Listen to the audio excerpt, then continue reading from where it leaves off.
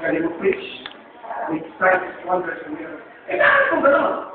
Kasi minsan kung ikilos ang Spirit of God, hindi dahil sa sincere, dahil sa pangangailangan ng tao. Nakuha nyo?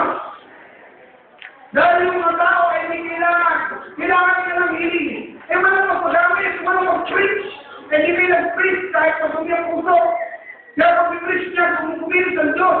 Dahil masumi ang puso, hindi niya ito nalintana. Ang isip niya lang, powerful pala ito. Kahit wala kung may ginagawa masama. Hello? Hello? Hindi mo pwede isapin, ito nalimutan iba. Hindi mo pwede pagsabayin ang karunihan at ang kalinitan. Hindi mo pwede pagsabayin ang kabanalan at karunihan ng puso. Pagka ginawa mo ito, ano mangyari? May isa doon lalabas. At makakayat. Kaya dito sabi niya ganyan, kung walang pag-ibig, sayang lang.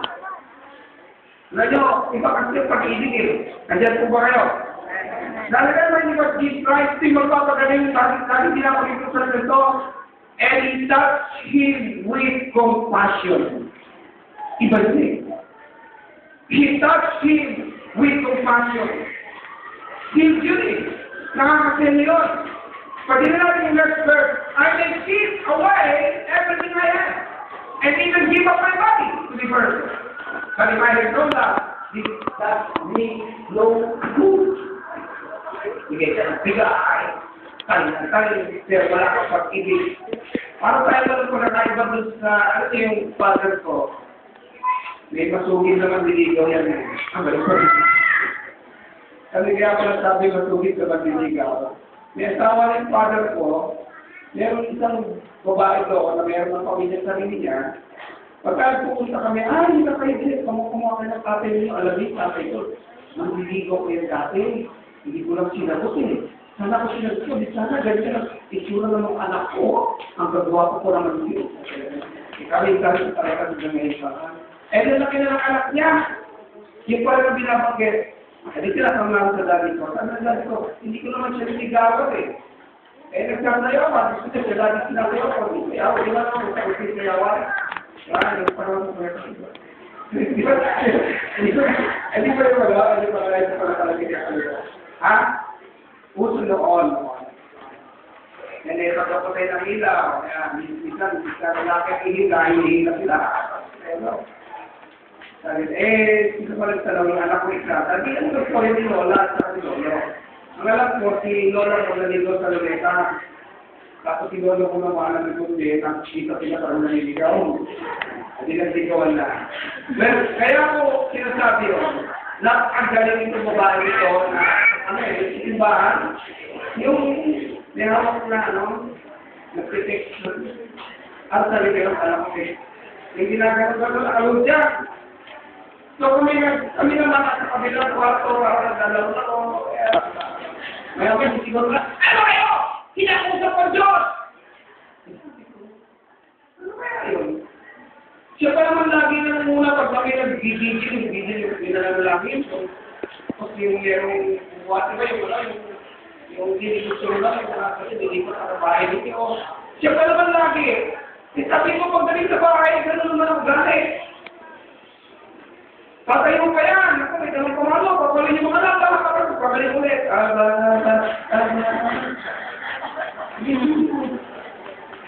Hindi ba ito? Hello? Kasi alam nila, alam mo tawag doon, alam nila sistema.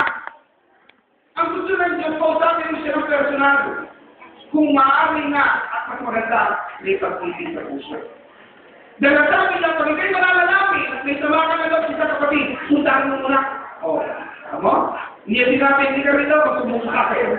Wala gano'n. Sabi niya, puntahan mo muna, magkipagpati ka. Sige po, alis muna, may ibang pati.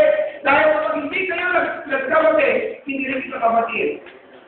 Sabi ni Lord, alam natin ang pagkipag-away ay kalaban ng pag-ibig. Hindi na natin? Amen? Because no good, sabi niya ganyan. Now let's see.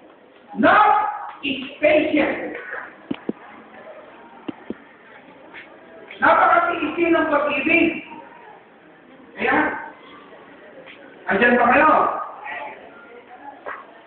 Nararamdaman mong gusto mo magtiis kasi meron kang pag-ibig sa puso mo. Sa area lahat ng buhay mo kasi tatlong klase pag-ibig. Alam naman natin kung tayo scalar ng SPL. Meron tayo yung tawag na eros. Pag sinabi natin eros, yun yung erotic. Mahal mo lang ang kapalan niya, kasi sexy siya, kasi makinig siya, maganda siya. O kaya mati siya, at maganda magtitulo, katawan, guwapo, hindi pa putimbo. Ang tawag ko rin na eros, erotic.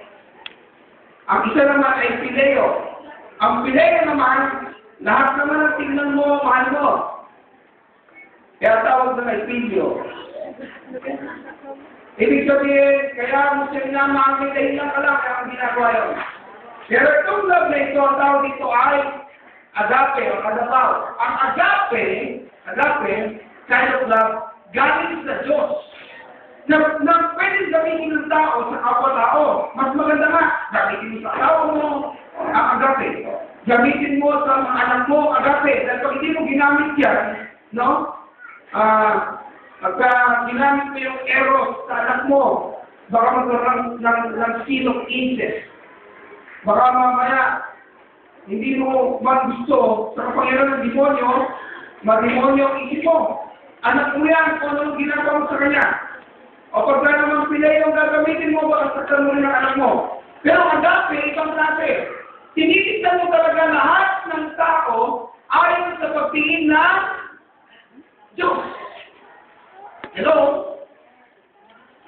Love is patient, kind, it is not jealous, or considered or proud. At sabi nito, love is not ill-mannered or selfish or irritable. Love does not keep a record of wrongs. Love is not happy with evil, but it is